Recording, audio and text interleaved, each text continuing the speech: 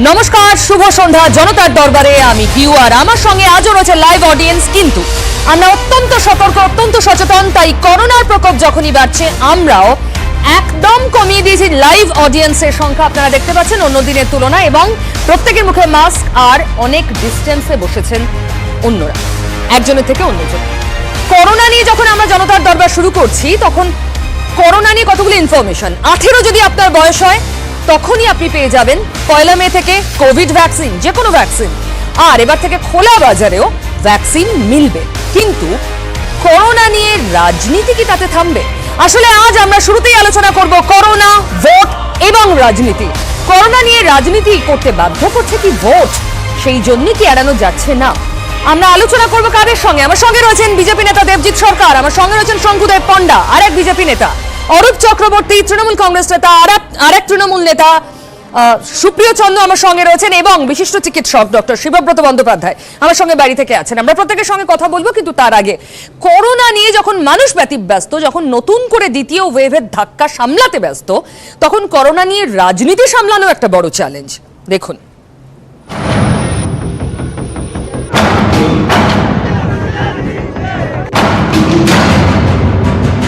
দ্বিতীয়বার করোনা সংক্রমণ, তার জন্য প্রধানমন্ত্রী দায়ী, তার জন্য প্রধানমন্ত্রী দায়ী, তার জন্য প্রধানমন্ত্রী দায়ী। করোনার ছোঁয়াচ বাংলার ভোট রাজনীতিতে। অতিমারির ছোঁয়ায় তুঙ্গে দরজা। সরাসরি প্রধানমন্ত্রীকে নিশানা করলেন মমতা বন্দ্যোপাধ্যায়।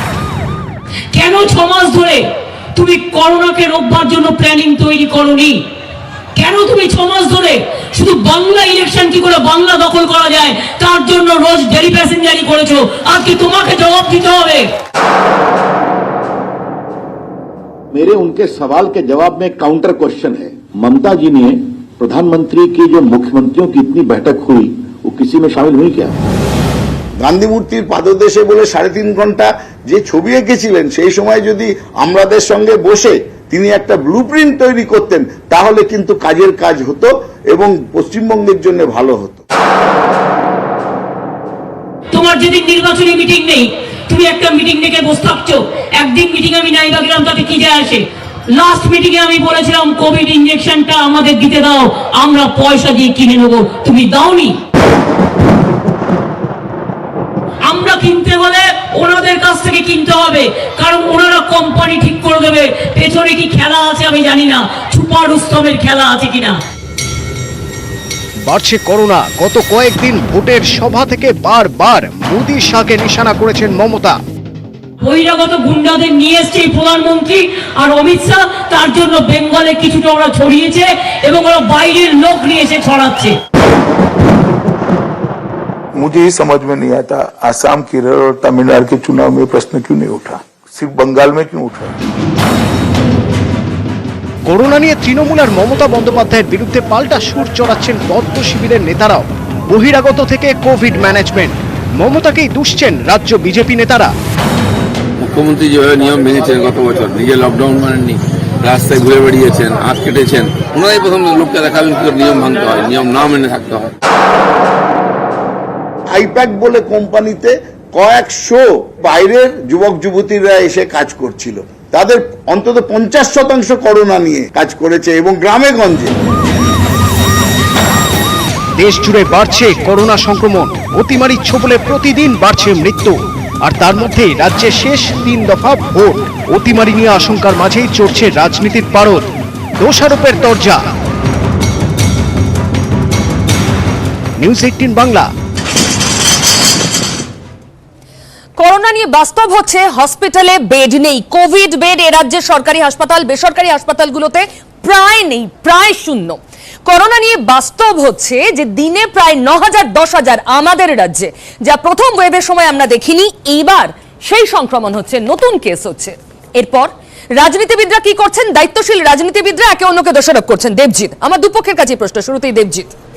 দেখুন, এই করোনা নিয়ে যে জিনিস চলছে সেটা একটা চিন্তার ব্যাপার।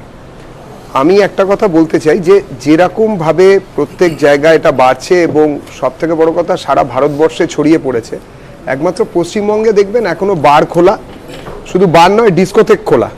আমি জানি না যে কি কারণে। এই নিয়ে আমাদের রাজনীতি যারা করি আমাদের মধ্যে তর্ক হতে পারে যে দরজা মানে কত লোক একসঙ্গে মিটিং করতে পারেন, কে মিটিং করতে পারেন না, কটা থেকে কটা মিটিং চলতে পারে, কিন্তু এসেনশিয়াল সার্ভিসের মধ্যে কি বার পড়ে, ডিস্কোথেক কি পড়ে? রাজ্য সরকার এগুলোকে কেন এখনো নিয়ন্ত্রণ করছেন না? যেখানে রাজ্য সরকারের এখনো পর্যন্ত লেমডাক সরকার হলো, তার তো প্রধানা তিনি মুখ্যমন্ত্রী, মাননীয় মুখ্যমন্ত্রী, তিনি বলছেন তিনি উদ্বিগ্ন, এবং আমিও মানছি তিনি উদ্বিগ্ন, উদ্বেগ হবার মতনই ঘটনা বটে, কিন্তু তিনি এগুলো কেন করছেন না? তার মানে সরকারের কাছে পয়সা আসাটাই আসল বিষয়। বার থেকে মদ বিক্রি করে টাকা আনতে হবে, ডিস্কোথেক থেকে টাকা তুলতে হবে শুল্ক হিসেবে, কেন বন্ধ হয়নি? তার কি উত্তর হবে? যদি ধরে নিচ্ছি যে কেন্দ্রীয় সরকার খুব বাজে লোক, তার মাথায় উকুন হোক যে সে করোনা চালাচ্ছে, সে কোনো কিছু করছে না, মোদিবাবু এসে ঘুরে বেড়াচ্ছেন, যে ধরনের ভাষা উনি কথা বলেন, তো এইসব কথাবার্তার পরেও এই কথাটা কি থেকে যায় না যে রাজ্য সরকার তার তরফে কি ব্যবস্থা নিয়েছে? যেখানে মহারাষ্ট্র সরকার বন্ধ করে দিয়েছে, যেখানে দিল্লি সরকার বন্ধ করে দিয়েছে, এরকম কি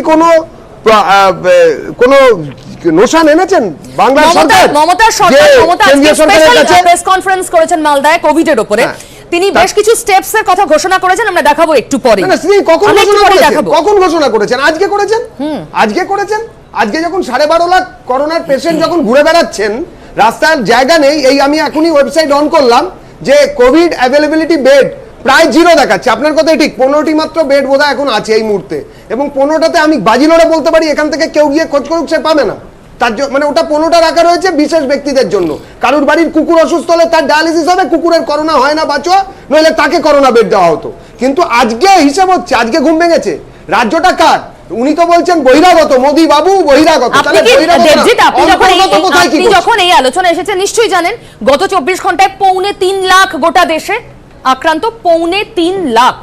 নিশ্চয়ই সেটা কি কম সংখ্যা? না, একদমই নয়, কিন্তু বাংলায় 10,000, বাকিটা তো সারা দেশ মিলিয়ে। পরিষ্কার বলতে চাই, আপনি বাংলার দিকে শুধু আঙুল তুলছেন কিভাবে? একটা কথা বলি, আমি দোষারোপের রাজনীতি কোনোদিন করি না, তাই কোনোদিন শুরুই তো বলিনি। করছেন আপনি, তাই এইখানে দোষারোপ করতে বাধ্য হচ্ছি ভাই, যেখানে কিনা দাঁড়িয়ে আপনারা বলছেন, আপনারা মানে আপনি নন, আমাদের যারা তৃণমূল কংগ্রেসের যারা ভাইরা বা দাদারা বা যিনি সুপ্রিমো, তিনি বলছেন যে কেন্দ্রীয় সরকার কোনো ব্যবস্থা নেয়নি, তার জন্য করোনা হয়েছে, বাইরে থেকে লোক এসেছে, তার জন্য হচ্ছে।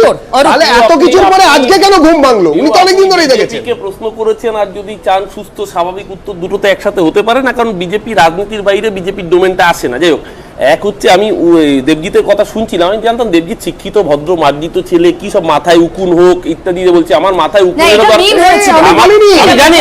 আমি আপনার কথা বলিনি, আমরা বিজেপির কাছে এটাই কামনা করি, মাথায় উকুন বা গোবরের দরকার নেই, অন্তত ঘটে ঘিলুটা আসুক। প্রথমত আসলে সমস্যাটা অন্যখানে।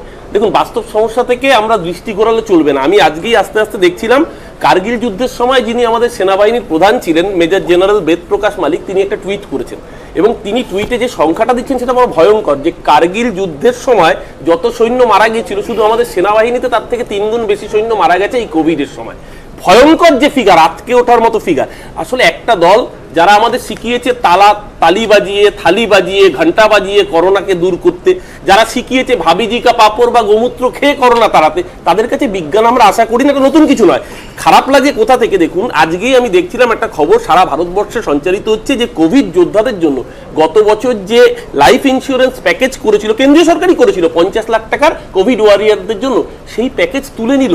আজকে যারা ফ্রন্টলাইন ওয়ার্কার, আজকে যারা ডাক্তার, নার্স, স্বাস্থ্যকর্মী, তাদের জীবনের মূল্য নেই। আজকে সেই জায়গায়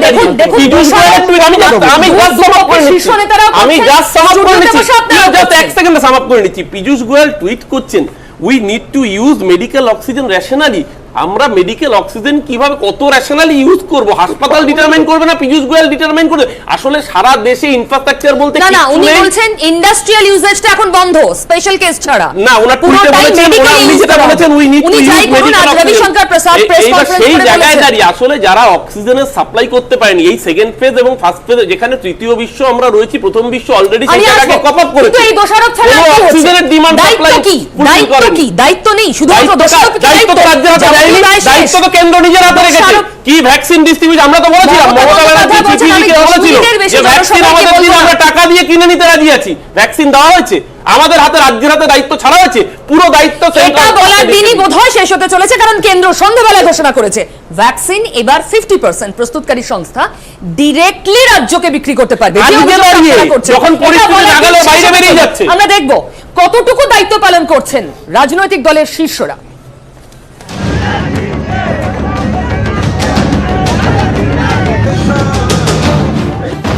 মানে সভা, ভোট মানে মিছিল, ভোট মানে ভিড়, ভোট মানে সংক্রমণের আশঙ্কা। তাহলে উপায়? কলকাতাতে নিজে কোনো ক্যাম্পেনিং এখন বড় করব না। আমার একটাই লাস্ট মিটিং, আমি 26 তারিখে last day of election campaigning, আমি একটাই মিটিং সিম্বলিক বিডন স্ট্রিটে করে দেবো। আমি কলকাতার কোনো ক্যাম্পেনিং করছি না, আমি করছি না। ভোটের আরো 3 দফা। শেষ 3 দফায় ভোট হবে কলকাতা এবং 8 জেলার 114 আসনে। সভা মিছিলে ভেঙে পড়ছে উৎসাহীদের ভিড়, মানা হচ্ছে না সামাজিক দূরত্ব বিধি। এই পরিস্থিতিতে প্রচারে রাশ টেনেছেন মমতা। আমি আগে যেমন একটা মিটিংয়ে 1 ঘন্টা বক্তৃতা দিতাম, এখন সেটা আমি কমিয়ে দেবো। আমি চেষ্টা করব আধ ঘন্টার মধ্যে মিটিংটা কমপ্লিট করে দিতে। সোমবার 3টি সভা করলেন তৃণমূল নেত্রী। 3টি সভাতেই অনেক সংক্ষিপ্ত ভাষণ। চাকুলিয়ায় মাত্র 11 মিনিট, হেমতাবাদে 21 মিনিট, কালিয়াগঞ্জে আধ ঘন্টার কাছাকাছি বক্তৃতা।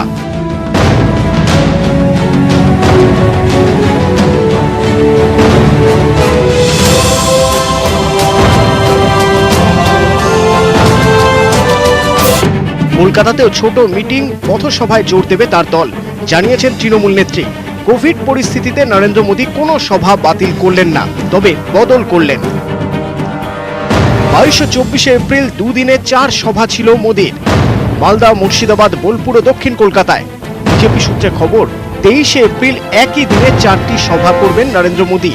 বিজেপির দাবি, কোভিড বিধি মেনে নিয়ন্ত্রণ করা হবে সভার ভিড়। আগেই বাংলায় ভোট কর্মসূচি বাতিল করেছেন রাহুল গান্ধী। বড় প্রচার সভা বন্ধ করেছে বামেরাও। শেষ 3 দফায় বাংলায় ভোট প্রচারেও এবার নিউ নরমালের ছোঁয়া। নিউজ 18 বাংলা। আমি সরাসরি চিকিৎসকের কাছে যাব। ডক্টর শিবব্রত বন্দ্যোপাধ্যায় আছেন আমাদের সঙ্গে। ডক্টর বন্দ্যোপাধ্যায়, সাধারণ মানুষ যতই নিয়ম বিধি মেনে চলুক, রাজনীতি যেভাবে চরচর করে তার পারদ ওপর দিকে তুলছে ভোটকে কেন্দ্র করে, এবং সেখানে যত মানুষের পার্টিসিপেশন, তাতে কি যে পরিস্থিতির দিকে আমরা এগোচ্ছি তাতে রাশ টানা সম্ভব? এই যে কাটছাটের এই বিষয়টা আপনি যে দেখলেন এক্ষুনি, সব রাজনৈতিক দল বলছে আমরা তো নিয়ন্ত্রণ করছি প্রচার, এটা কি এনাফ?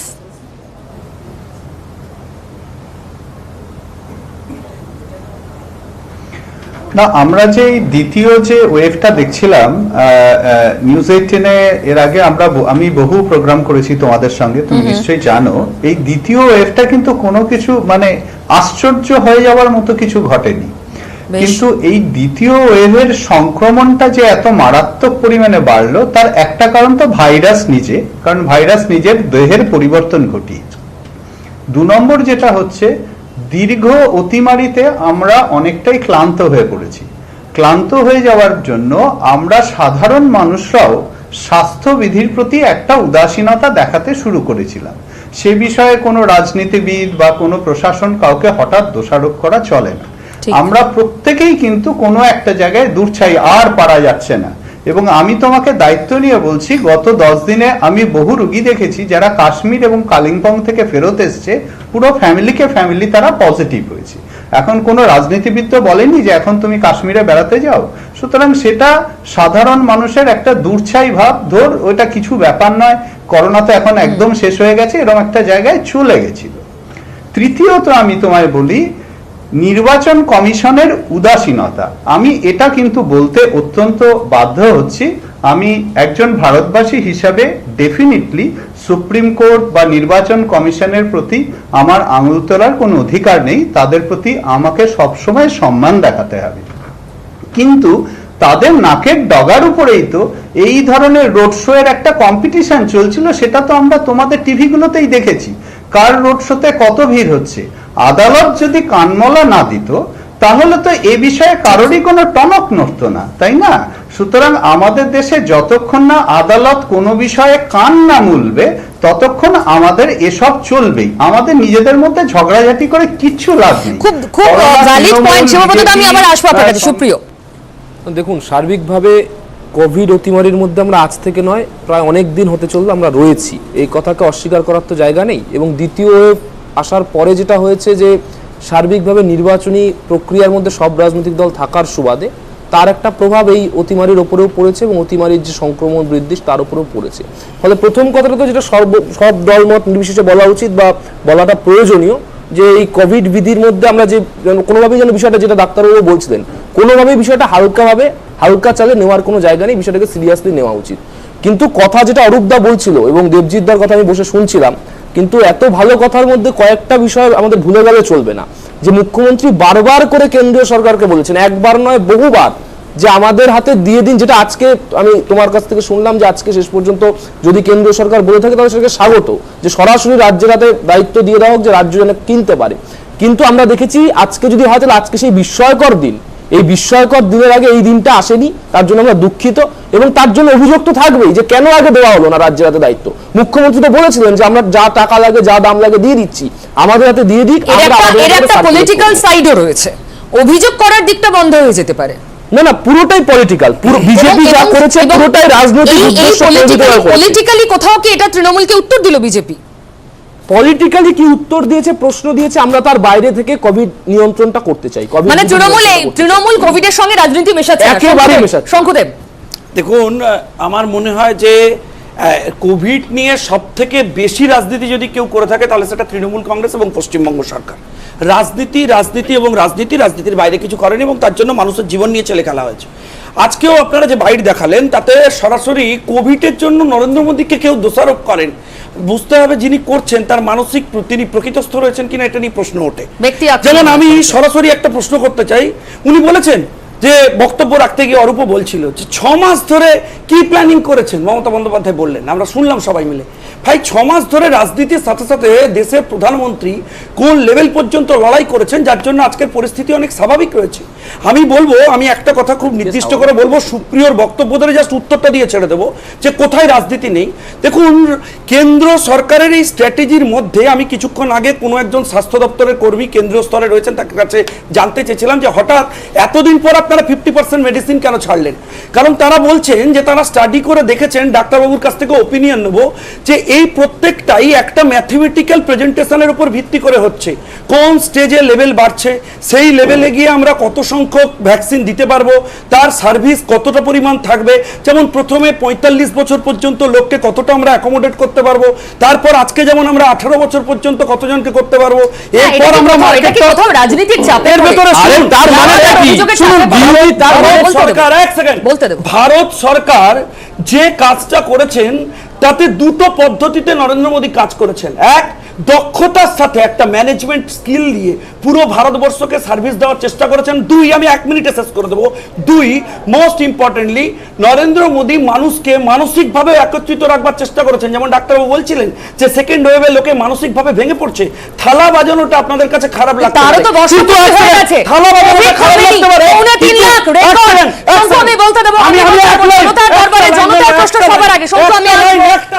আমি বলছি থালা বাজানোটা খারাপ লাগতে পারে, কিন্তু গোল করে গন্ডি কাটাটা ওনাদের কাছে সায়েন্টিফিক মনে হয়। দর্শক কি প্রশ্ন করছেন, কে প্রশ্ন করেছেন লাইভ স্ট্রিমিং থেকে, আসুন দেখি।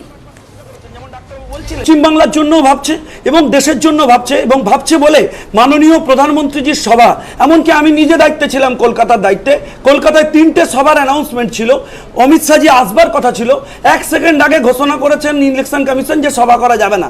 আমরা কমিউনিকেটেড হয়েছি, সঙ্গে সঙ্গে তাদের মতো ইম্পর্টেন্ট পলিটিক্যাল সভা আমরা ক্যান্সেল করে দিয়েছি। কিন্তু তারপরে মমতা বন্দ্যোপাধ্যায় বলছেন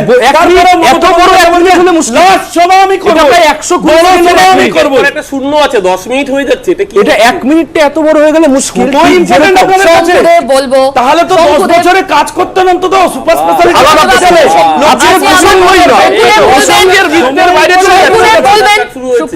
না, সার্বিকভাবে শঙ্কুদার বক্তব্যের নির্যাস থেকে অনেক ঘুরিয়ে পেঁচিয়ে বিভিন্ন দিক থেকে প্রায় কোরিয়া, আফগানিস্তান, সুদান হয়ে যে কথাটা এসে,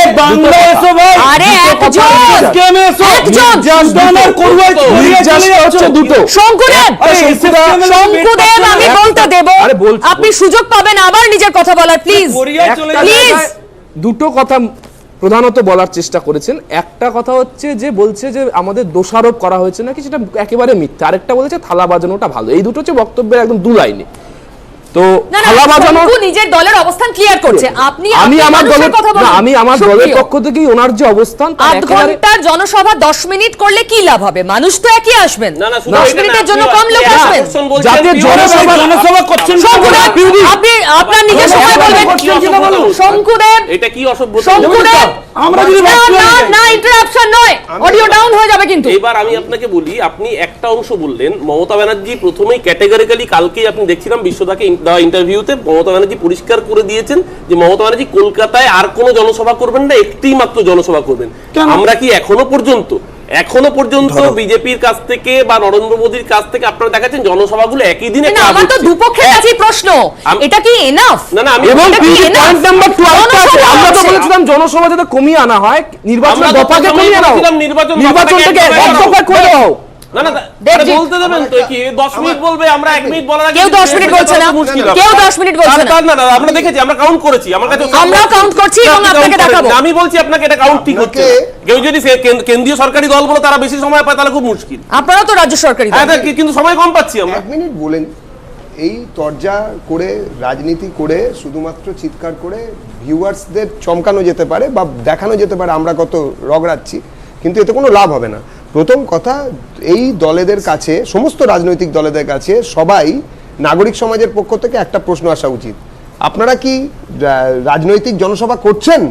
যদি উত্তর হয় না, তাহলে হয়ে গেল। যদি হয় হ্যাঁ, ওনারা বলছেন কলকাতায় সভা করব না, কলকাতার বাইরে কারোর করোনা হয় না, গ্রামের লোকেরা মরলে কিছু চলতে যায় না। না, যদি 26 তারিখে একটাই যদি করি, 23 এপ্রিল আমরা জনসভা করছি, আমরা ভার্চুয়াল মিটিং করছি, আপনারা জানেনই না আমরা ভার্চুয়াল মিটিং করছি, আমরা মানুষের কথা বলছি, ভার্চুয়াল মিটিং করছি। মমতা বন্দ্যোপাধ্যায় ওখানে বলছেন বড় মানুষ কোভিডে সবচেয়ে বেশি যারা আক্রান্ত, দেখুন তাদের অবস্থা, হাসপাতালে বেড নেই।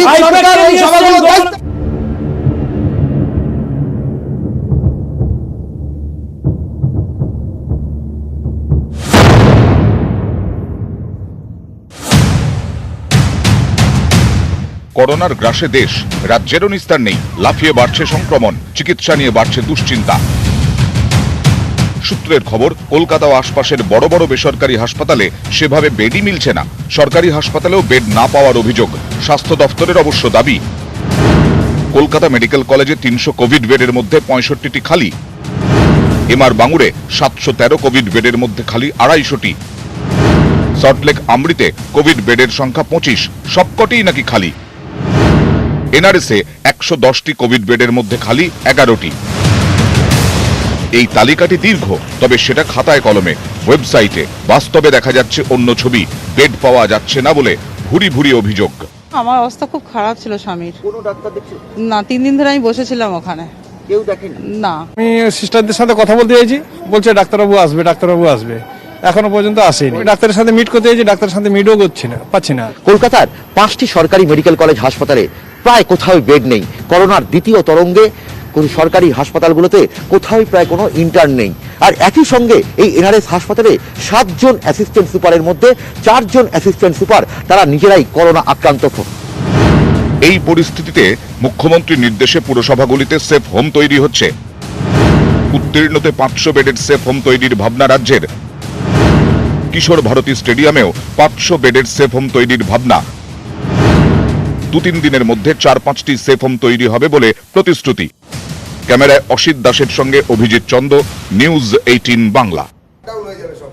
ঠিক এই অবস্থায় রাজনৈতিক দলগুলো অভিযোগ পাল্টা অভিযোগ করতে যখন ব্যস্ত, তখন বিশেষজ্ঞ চিকিৎসকরা কি বলছেন। আমি একটা প্রশ্ন অলরেডি ফেসবুক লাইভের লাইভ স্ট্রিমিং থেকে এসেছে, আমি আসবো ডক্টর বন্দ্যোপাধ্যায়ের কাছে প্রশ্নটা নিয়ে। সমদীপ্ত প্রশ্ন করেছেন, করোনার এই মুহূর্তে কি কি নিয়ম মানা উচিত? ডক্টর বন্দ্যোপাধ্যায় সংক্ষেপে যদি বলেন।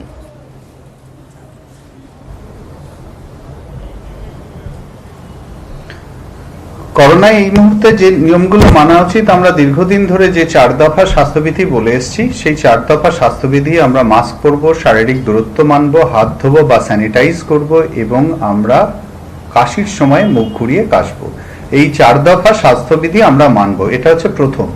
দ্বিতীয়ত, কোনো বাড়িতে, কারো বাড়িতে যদি সামান্যতম কারো জ্বর হয়, জ্বর, সর্দি, কাশি, গলায় ব্যথা হয়, তাহলে বিন্দু মাত্র অপেক্ষা না করে নিকটতম কেন্দ্র বা ল্যাবরেটরিতে গিয়ে ইমিডিয়েটলি আরটিপিসিআর টেস্ট করতে হবে এবং আরটিপিসিআর টেস্টের রিপোর্টের ভিত্তিতে তাকে চিকিৎসার ব্যবস্থা করতে হবে। তৃতীয়ত, আমার দুটো প্রশ্ন আছে। একটা প্রশ্ন হচ্ছে যে এই সেফ হোম নিয়ে, সেফ হোমে সাধারণত কাদের রাখা হয়? সেফ হোমে রাখা হয় সেই ধরনের রোগীদের যাদের কোনো রকম অক্সিজেন বা এই ধরনের কিছু প্রয়োজন নেই, শুধুমাত্র আইসোলেশনের জন্য। ওকে, যেটা আমরা ফার্স্ট ওয়েভের সময় করেছিলাম স্যাটেলাইট সেন্টার বা সেফ হোমের দ্বারা। কিন্তু এখন সত্যিই আমাদের সেফ হোম করে কতটা লাভ হবে সেটা নিয়ে কিন্তু যথেষ্ট চিন্তার বিষয় আছে। চতুর্থত, আমার একটা এখানে তো সব রাজনৈতিক দলের নেতৃবৃন্দ রয়েছেন, নেতারা রয়েছেন, তারা নিজেদের মধ্যে বিভিন্ন রকম মতভেদ হচ্ছে, তারা নিজেদের মধ্যে আলোচনা করছেন। আমি তাদেরকে প্রত্যেককে একটা কথা জিজ্ঞেস করতে চাই শুধু, আপনি ধরুন শিবব্রত ব্যানার্জি আপনারা চেনেন, আপনাদের খুব কাছের বন্ধু, তার একটা কোভিড হয়েছে, স্যাচুরেশন কমেছে, আপনারা আপনাদের মোবাইল থেকে যে কোনো একটা বাইপাসের 22টা হাসপাতাল আছে, একটা হাসপাতালে আমাকে একটা বেড জোগাড় করে দিন। সুতরাং আমাদের নিজেদের মধ্যে ঝগড়াঝাটি করে আমরা কেউ কিন্তু কিছু সুবিধা করতে পারছি না। মাঝখান থেকে যেটা হচ্ছে, আমরা কোভিড যোদ্ধা যারা, আমরা কিন্তু গত 7 দিন ধরে মনোবল হারাতে শুরু করেছি। সুতরাং আমরা কিভাবে মনোবল পাবো, আপনারা সর্বদলীয় বৈঠক করে সেটা ঠিক করুন। শিবব্রতদা দারুণ বলেছেন এবং সত্যি বেডের এতটাই আকাল, যারা দোষারোপ করছেন তারা পারবেন, এই প্রশ্নটা আমারও রয়েছে। তবে তার আগে মমতা বন্দ্যোপাধ্যায় বেশ কিছু পদক্ষেপ নিচ্ছেন কোভিড মোকাবিলার ক্ষেত্রে, দ্বিতীয় ঢেউ সামলানোর জন্য। বলেছেন আতঙ্কের নয়, আসলে মোকাবিলা করতে হবে। কি বলেছেন মমতা বন্দ্যোপাধ্যায় শোনাবো।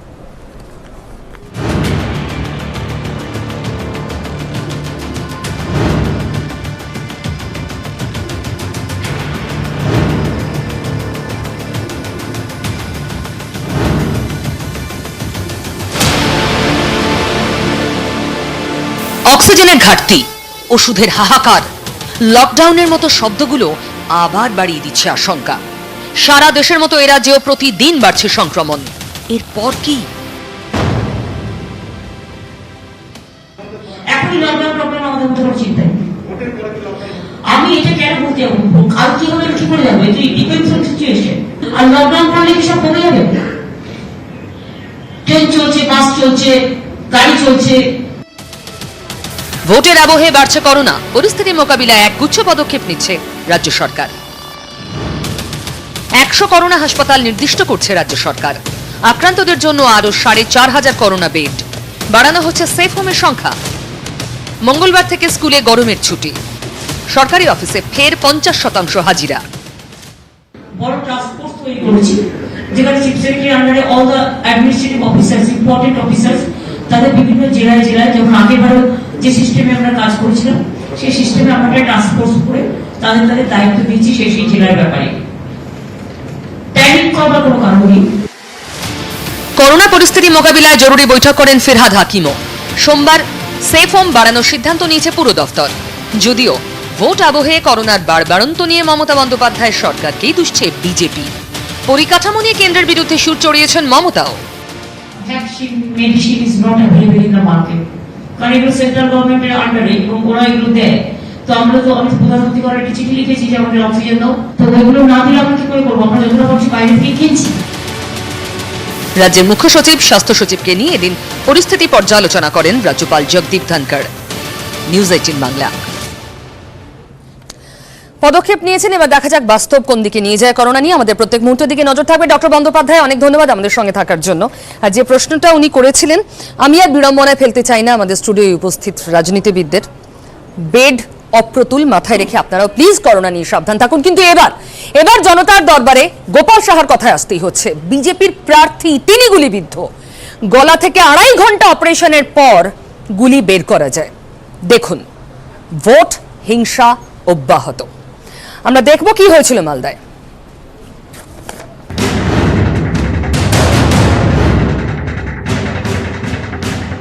বিজেপি অফিসের মধ্যে বসে গুলিবিদ্ধ প্রার্থী। মালদার শাহাপুরের এই ঘটনায় ভোটের বাংলা গরম।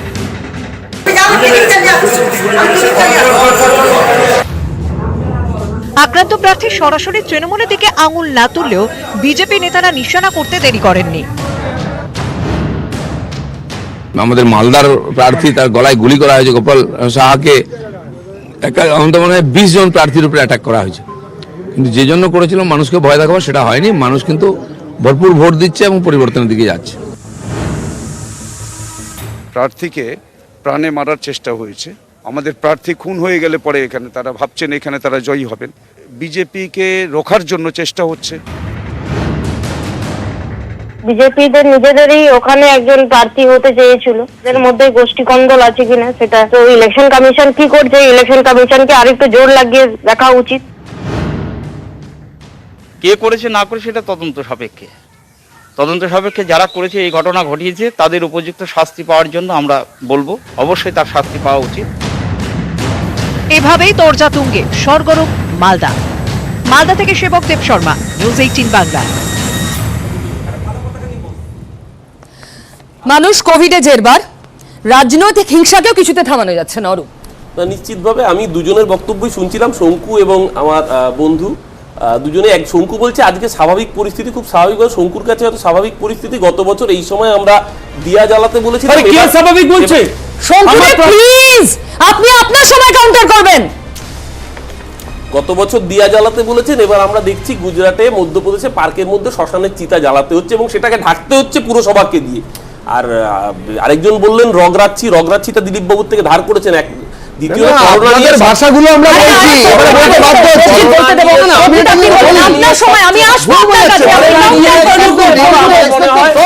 আমার মনে হয় আপনারা এখানে আজকে প্যানেলে ডাকা উচিত ছিল মধ্যমগ্রামের বিজেপি প্রার্থী রাজশ্রী রাজবংশীকে, যিনি তার সোশ্যাল মিডিয়ায় ভাইরাল হয়েছে, যার বক্তব্য যে করোনা চলে গেছে, গরমের মধ্যে করোনা থাকে না, তাই উনি বাড়ি গিয়ে শ্যাম্পু করলে করোনা চলে যায়। না দেখুন, করোনা এতটাই সিরিয়াস না, এই ধরনের বক্তব্য সিরিয়াসনেসের অভাবই দেখছি এদের মুখে। এক দ্বিতীয় কথা, যে গুলি চালানোর প্রসঙ্গ দিয়ে আপনি শুরু করলেন, আজকে কেন্দ্রের সরকার কেন্দ্রের পরিস্থিতি নিয়ে যে লঘু বা এটা মনে করছে না, এরা সেই গুরুত্ব নয়, একেবারেই তাই। পশ্চিমবঙ্গ সরকার, মমতা ব্যানার্জি ব্যঙ্গ করে বলা হচ্ছে গোল গোল দাগ কেটেছেন। মমতা ব্যানার্জি প্রথম রাস্তায় নেবে সোশ্যাল ডিস্টেন্সিং এর পাঠ দিয়েছিলেন রাজ্যের মানুষকে, সেটা রাজ্যের মানুষ দেখেছেন, ছেড়ে দিন না। তখন এরা কাউকে রাস্তায় দেখা যায়নি। করোনা নিয়ে মানুষ জেরবার, আর তখন আপনাদের বিরুদ্ধে অভিযোগ উঠছে করোনা সামলানোর জন্য নয়, আপনাদের বিরুদ্ধে অভিযোগ আপনারা কি করছেন এক্ষুনি দেখলেন। এখন বিড়িটা নিয়ে বলতে বলুন শঙ্কুদেব। এর আগে আমরা তার মানে কি, আমার একটা প্রশ্ন আছে দেবজি, আমার প্রশ্ন করোনা না গুলি, বিজেপি আপনার কাছে আসবো, করোনা না গুলি, করোনা গুলি কোনটা, করোনা না গুলি না করোনা, দুটোতেই বিজেপি পরিকল্পিতভাবে তাহলে গুলি বলুন।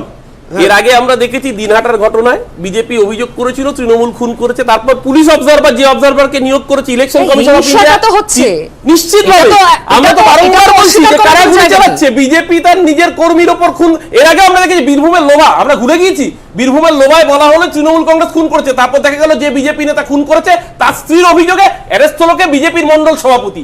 একটার পর একটা জায়গায় রাজনৈতিক স্বার্থ চরিতার্থ করতে বলা হচ্ছে তৃণমূল খুন করেছে। অদ্ভুত ভাবে ভোট চলাকালীন বিজেপির প্রতিটা ফেজের আগে বা ওই দিন আমরা দেখতে পাচ্ছি বিজেপি কর্মীর রহস্য তাই নয়, এই রহস্য আমরা পরিষ্কার বলছি এটা পরিকল্পিতভাবে অমিত মালপোয়া নাকি একজন এসছে, এটা তার স্ক্রিপ্ট, যে প্রতিটা নির্বাচনের দফার আগে একটা করে অডিও টেপ মার্কা সেন্সেশন রিলিজ করা হবে এবং একজন না একজন কাউকে আসলে লাশের রাজনীতির ওপর দিয়ে বিজেপি রাজ্য দখল করতে চাইছে। তার জন্য যদি নিজের কর্মীকেও খুন করতে হয়, এরা পিছু পাওয়া উত্তর নিতে হবে। শব্দ চয়ন নিয়ে যিনি এত বড় বড় 15 মিনিট ধরে জ্ঞান দিলেন, তিনি অমিত মালব্যর নামটা উচ্চারণ করার ক্ষেত্রে অপশব্দ ব্যবহার করেন। অপরিচিত শব্দ বলিনি, বাংলা শব্দ আমি বলিনি, আপনারা অপরিচিত শব্দ কাউন্টার করার সময় পাবেন। বসেছিলাম, আমাকে কাউন্টার করতে দেবে, তাহলে সামলা দেব। ওনার নামটা কি? পুরো নামটা কি?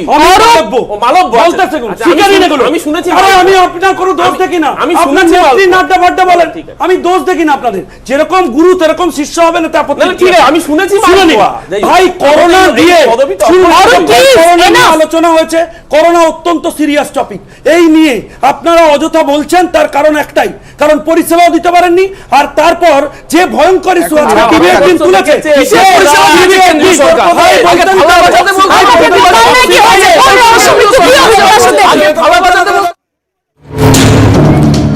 পূর্ব বর্ধমানের কালনার কল্যাণপুর গ্রাম, বিজেপি কর্মীর ঝুলন্ত দেহ ঘিরে উত্তেজনা, তৃণমূলের অফিস ভাঙচুরের অভিযোগ বিজেপির বিরুদ্ধে। সোমবার সকালে বাড়ির সামনে আমগাছ থেকে বিজেপি কর্মী অখিল প্রামাণিকের ঝুলন্ত দেহ উদ্ধার হয়, এরপরই উত্তেজনা। ঘটনাস্থলে যান কালনার বিজেপি প্রার্থী বিশ্বজিৎ কুন্ডু। দেহ আটকে রেখে বিক্ষোভ দেখান বিজেপি কর্মীরা। তাঁদের দাবি, অখিলকে কয়েকদিন ধরেই খুনের হুমকি দিচ্ছিল তৃণমূল। সোমবার সকালে খুন করে ঝুলিয়ে দেওয়া হয়। ঝুলন্ত দেহের পা মাটিতে ঠেকেছিল। দেহ টেনে হিঁচড়ে নিয়ে যাওয়ারও চিহ্ন মিলেছে। দীর্ঘদিন ধরে এদের বিজেপিতে অংশগ্রহণ করার জন্য হুমকি দিচ্ছে। তৃণমূল বুঝে গেছে যে তারা আর ক্ষমতায় আসবে না, তারা এই সমস্ত করে ভয় দেখানোর চেষ্টা করছে যাতে কেউ আর না বেরোতে পারে। এই এত বড় মিথ্যাচার আর হতে পারে না। কোথায় কি বিজেপি এর আগেও পূর্বস্থলীতে বলেছিল সে মদ খেয়ে পুকুরে পড়ে মারা গেছে, সেটাও চাপিয়ে দিয়েছে। কেন ঝুলন্ত গেছে? বিজেপির এই মিথ্যাচার তদন্তে প্রমাণিত হবে। বিজেপি কর্মী অখিল প্রামাণিকের দেহ ময়না তদন্তে পাঠানো হয়েছে। এলাকা থমথমে। ক্যামেরায় নবকুমার রায়ের সঙ্গে শরদিন্দু ঘোষ, নিউজ 18 বাংলা, কালনা। দেবজিৎ, এটা লাশের রাজনীতির থেকে কম কোথায়? কেউ বলবেন না। আমি একটা ব্যাপারে সবাইকে অনুরোধ করব, যারা প্যানেলে আছেন দয়া করে এই ধরনের মন্তব্য করা বন্ধ করুন। যারা মারা যাচ্ছেন তাদের বাড়ির অবস্থা ভাবুন, যে কোনো পার্টিরই হোক না কেন। আপনারা আমাকে বলুন যে এতগুলো লোক যারা মারা গেছেন রাজনৈতিক হানাহানিতে এই ভোট পর্বে, তাদের মধ্যে মেজরিটি বিজেপির লোক, এটা নিয়ে কোনো সন্দেহ নেই। এবং সবার নৃশংস মৃত্যু রহস্য মৃত্যু। এবং সেখানে রাজনৈতিক অবস্থান মমতা বন্দ্যোপাধ্যায় হচ্ছে না, বিজেপি অন্তত বহু তৃণমূল কর্মীর এটা মৃত্যু হয়েছে। বিজেপি অন্তত মমতা বন্দ্যোপাধ্যায়ের মতন ভাষায় ব্যবহার করে না যে 5 জনের মধ্যে 4 জন শুধু একটা নির্দিষ্ট সম্প্রদায়ের বলে 4 জনের মৃতদেহ নিয়ে রাজনীতি করতে হবে। 5 নম্বর লোকটা যেহেতু হিন্দু বর্মন, সেই জন্য ওকে নিয়ে কিছু বলা যাবে না। উনি বলেননি।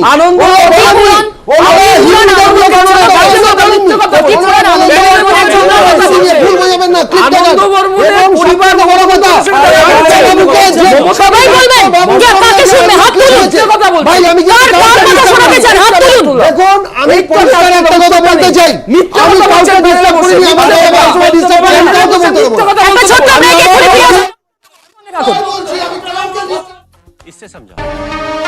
ভোটের মধ্যেই পুলিশে আবার রদবদল। বিশেষ করে নগেন্দ্রনাথ ত্রিপাঠীর নাম উল্লেখ করতেই হয়, যিনি নন্দীগ্রামে নির্বাচনের দায়িত্বে ছিলেন। তাকে এবার বীরভূমের দায়িত্বে দেওয়া হলো, মানে অনুব্রত মণ্ডলের জেলায়। দেখুন,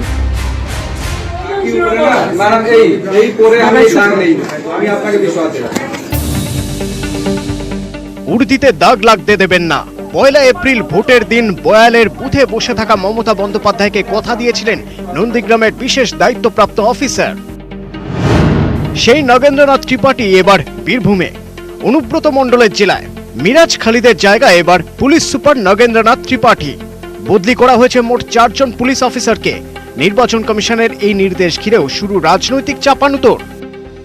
ষষ্ঠ দফা ভোটের 48 ঘন্টা আগে নির্বাচন কমিশনের এই ধরনের সিদ্ধান্ত আমরা এর তীব্র প্রতিবাদ জানাচ্ছি। কারণ রাজ্য প্রশাসনের সঙ্গে কোনো আলোচনা হয়নি।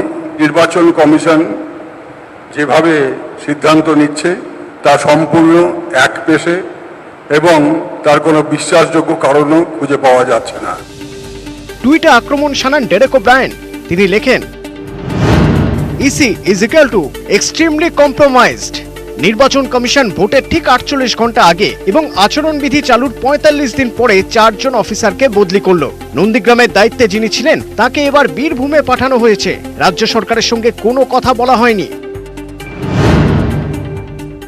ইলেকশন কমিশন যদি দেখে যে একজন সুযোগ্য অফিসার এক জায়গায় ভালো কাজ করতে পারছেন, নির্বাচনের কাজে আজকে তাদের যোগ্যতা দরকার, সেটা যদি আরেক জায়গায় লাগান, এর অসুবিধাটা কি? নির্বাচন কমিশনের নির্দেশ অনুযায়ী ভাস্কর মুখোপাধ্যায়ের জায়গায় পূর্ব বর্ধমানের পুলিশ সুপার হলেন অজিত কুমার সিং। সুকেশ জৈন ছিলেন আসানসোল দুর্গাপুরের পুলিশ কমিশনার। তার জায়গায় দায়িত্বে মিতেশ জৈন। বোলপুরের এসডিপিও ছিলেন অভিষেক রায়। তার জায়গায় নাগরাজ দেবরাকোন্দা। বীরভূমে ভোট শেষ দফায় 29 এপ্রিল। সেই বীরভূমেই এবার police super Nagendranath Tripathi. Sudipta Chattopadhyay, news 18 Bangla. অনেকেই মনে করছেন এটা রাজনৈতিকভাবে খুব তাৎপর্যপূর্ণ। অনুব্রত মণ্ডল ভয়ঙ্কর খেলা হবে বারবার বলছেন সুপ্রিয়। তার জেলায় নগেন্দ্রনাথ ত্রিপাঠী। না, সার্বিকভাবে দেখুন, পুলিশ প্রশাসনের বিরুদ্ধে স্পেসিফিক্যালি আমাদের অভিযোগ নেই, কিন্তু আমাদের অভিযোগটা পুলিশ প্রশাসন যন্ত্রকে বা প্রশাসন যন্ত্রকে রাজনৈতিক অর্থে ব্যবহার করা, রাজনৈতিকভাবে ব্যবহার করা, এবং সেটা বিজেপি বারবার করে করছে। আমরা দেখতে পেয়েছি এর আগেও, যেটা আজকে আমাদের দলের পক্ষ থেকেও বলা হয়েছে, যে নির্বাচন কমিশনকে কাজে লাগিয়ে সাংবিধানিক সমস্ত রীতিনীতির তোয়াক্কা না করে বারবার করে, যেটা ট্র্যাডিশন নয়, আইনের বাইরে তো কিছু করতে পারবে না কেউ, কিন্তু যেটা ট্র্যাডিশন নয় সেই ট্র্যাডিশনের বাইরে হেঁটে উল্টো পথে হেঁটে কয়েক ঘন্টা আগে দেখা যাচ্ছে এখতিয়ারের বাইরে তো নয়, এখতিয়ারের বাইরে অবশ্যই নয়, কিন্তু সেটা ঐতিহ্যের পরিপন্থী, সংসদীয় যে ঐতিহ্য প্রয়োজন মনে করছে কমিশন, প্রয়োজন মনে করছে, এটা রাজনৈতিক প্রয়োজন। বিজেপি জানে যে দফাগুলো হয়ে গেছে তাই সেই মানে নির্ধারিত সিটের বা স্বপ্নের যে বিরিয়ানি, সেই বিরিয়ানিতে যে ঘি দরকার সেই ঘিয়ের আশেপাশে তারা পায়নি, ফলে তারা যেন তেন প্রকারেণ চেষ্টা করছে। এবং যেখানে চীন পাকিস্তান টার্গেট হওয়ার কথা আমরা শুনেছিলাম, স্বরাষ্ট্রমন্ত্রী বলছিলেন টার্গেট বাংলা, এবার টার্গেট বাংলা করে সমস্ত অস্ত্রকে কাজে লাগাচ্ছেন, সব অস্ত্র ভোতা হবে, মমতা বন্দ্যোপাধ্যায় জিতবে, এটাই খুব স্বাভাবিক। প্রয়োজনটা রাজনৈতিক কমিশনের পুলিশের অপরাধীকরণ হয়েছে বলেই আজকে এই ধরনের সিদ্ধান্ত নিতে হচ্ছে সরাসরি ইলেকশন কমিশনকে, নাম্বার 1। নাম্বার 2, 45 দিন ধরে মনিটরড হয়েছেন তারা, তবু তাদের কোনো রেকটিফিকেশন হয়নি, তাই বাধ্য হয়ে নির্বাচনের আগে ইলেকশন কমিশনকে এরকম ড্রাস্টিক ডিসিশন কার রেকটিফিকেশন হয়নি? এই পুলিশের শুরু করে শেষ করেনি।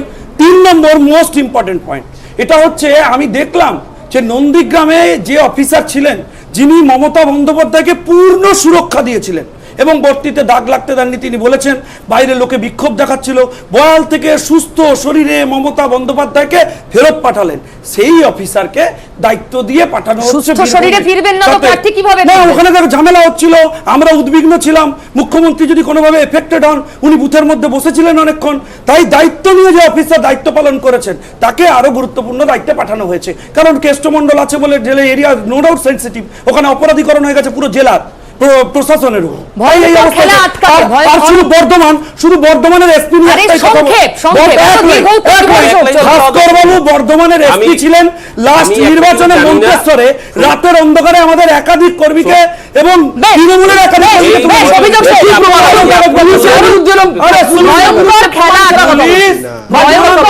পুরো পুলিশ জানতে হবে কোথায় থামতে হবে, পুলিশকে অপরাধী বলছে চ্যানেলে বসে।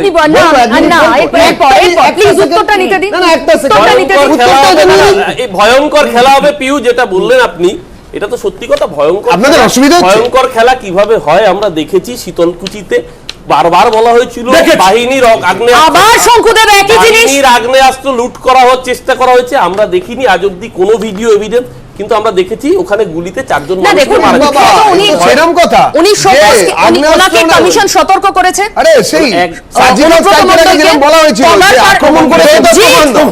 দেবজিৎ আমি আসবো আপনার কাছে, প্লিজ আপনি আপনার সময় কাউন্টার করবেন, প্লিজ আমি আসছি, একটু ধৈর্য ধরুন, একটু ধৈর্য ধরুন, আমি এক্ষুনি আসবো।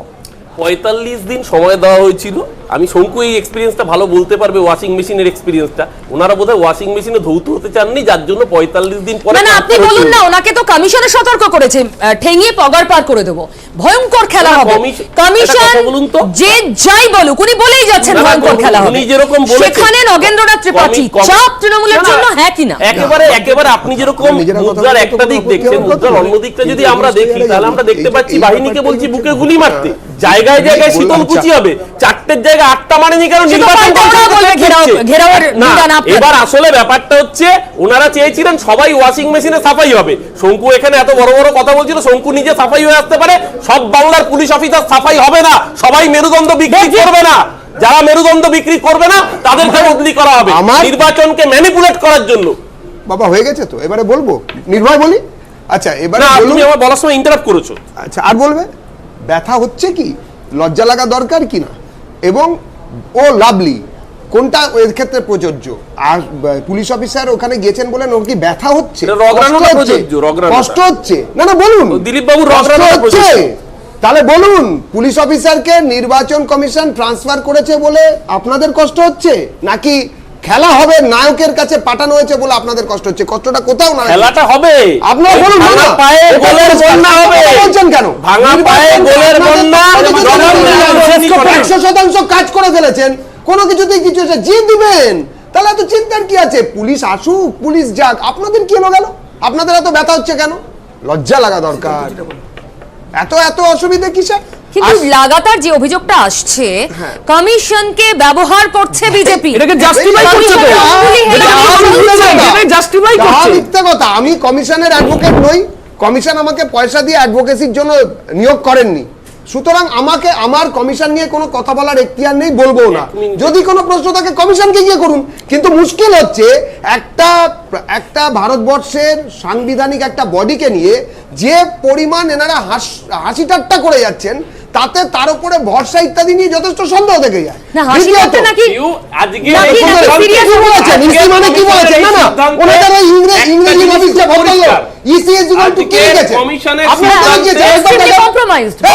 কেন এগুলো বলবেন?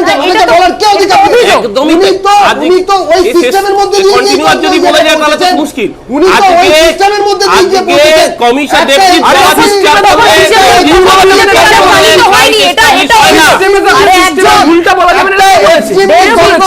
সংগঠনের কাছ থেকে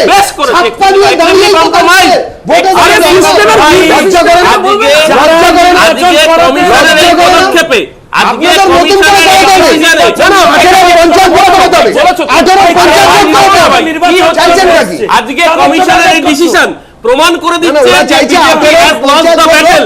বিজেপি নির্বাচন